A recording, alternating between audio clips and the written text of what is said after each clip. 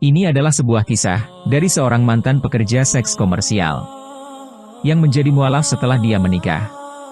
Tentu saja kehidupan yang dia alami tidaklah mudah, banyak masalah yang dia hadapi sebelum maupun setelah menjadi seorang mualaf. Berikut ini kisah beliau selengkapnya. That you benefit from, that's coming from Allah Subhanahu wa Ta'ala.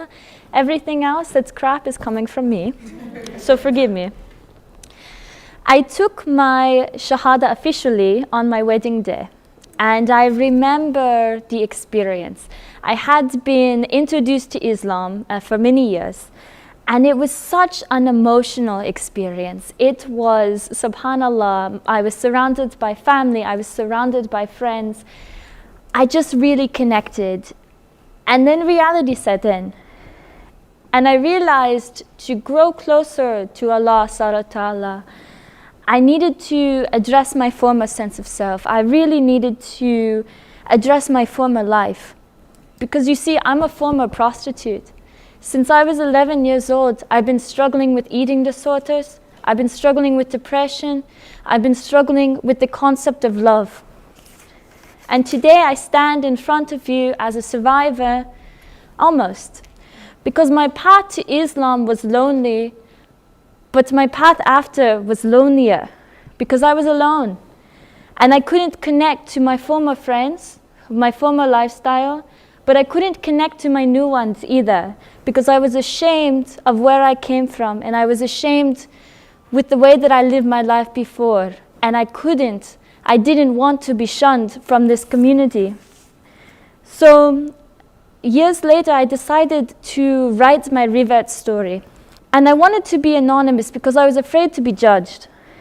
The feedback that I received from publishing my revert story and my former experiences and my experiences coming to Islam, I received feedback that was both positive and negative. But two things really puzzled me. And the first that puzzled me was that not one single person asked me how was I doing. They didn't ask how I was doing. They didn't ask if I was still struggling, if I was still having these feelings of guilt.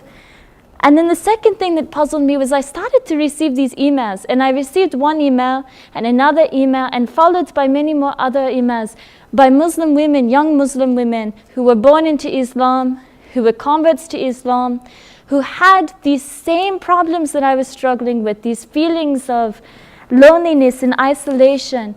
And they didn't have anybody to talk about because they were afraid to be shunned from the community. And my story is not unique.